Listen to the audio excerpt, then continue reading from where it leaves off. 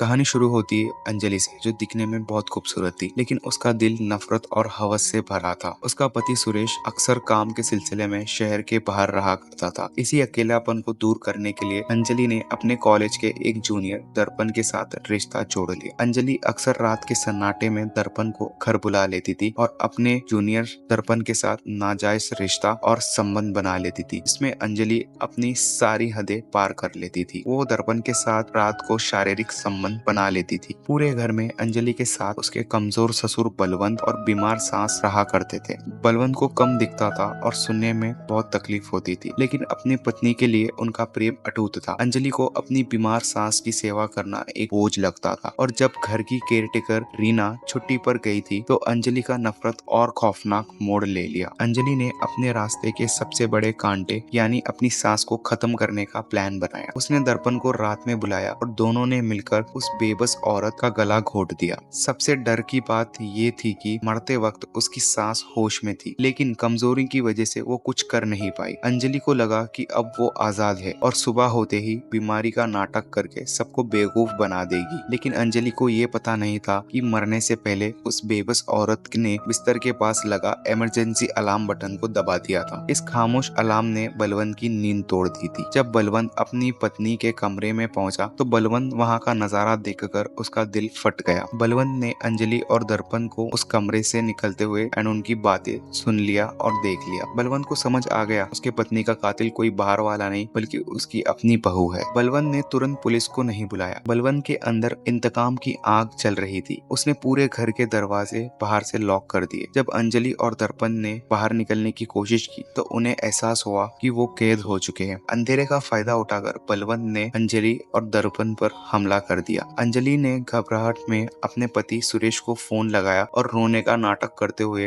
कहा कि कोई अनजान हमलावर उनके घर घुस आया है जिसने मम्मी और पापा दोनों को मार दिया। लेकिन दर्पण ने जब अंजलि का ये झूठ सुना तो वो सुन के दंग रह गया। उसे एहसास हो गया था कि अंजलि उसे सच्चा प्यार नहीं करती, बल्कि वक्त आने पर वो सारा इल्जाम दर्पण पर डालकर खुद को बचा लेगी। दर्पण ने अपने एक दोस्त को पीछे के दरवाजे से बुलाया, लेकिन बलवंत ने पहले ही फर्श पर तेल फैला कर रखा था। वो दर्पण का दोस्त जैसे ही अंदर कूदा वो फिसल गया और बलवंत ने एक ही वार में उसे खत्म कर दिया। थोड़ी देर बाद बलवंत एक भारी गैस सिलेंडर दर्पण के ऊपर गिरा देता है, जिससे दर्पण की ऑन स्पॉट डेथ हो जाती है। अंजलि अब पागल हो चुकी थी। उसने मौत के डर में शैतानी की सारी हदें पार कर दी थी। उसने केरोसिन उठाया और चिल्लाया कि अगर बलवंत सामने नहीं आया तो वो अपनी सास के लाश को आग लगा देगी। ये सुनकर बलवंत से रहा नहीं गया और वो सामने आ गया। अंजलि और बलवंत के बीच दोनों ही खून खराबी शुरू हो गई। वो एक दूसरे को मारने लग गए, जिसमें अंजलि ने बलवंत को जख्मी किया, लेकिन बलवंत ने हिम्मत नहीं हारी और जैसे तैसे खुद को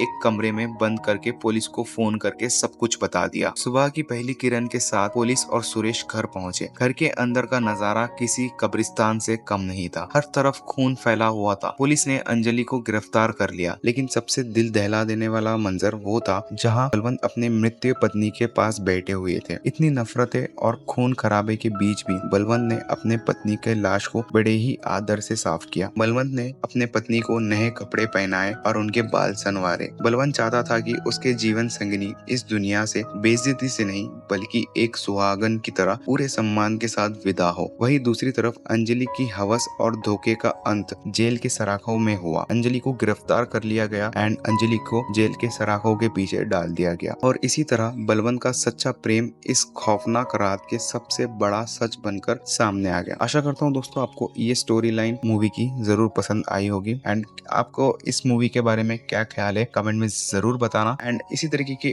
और मूवी की एक्सप्लेनेशन वीडियोस के लिए चैनल को सब्सक्राइब कर लेना। मिलते हैं तब तक के लिए, धन्यवाद, टेक केयर।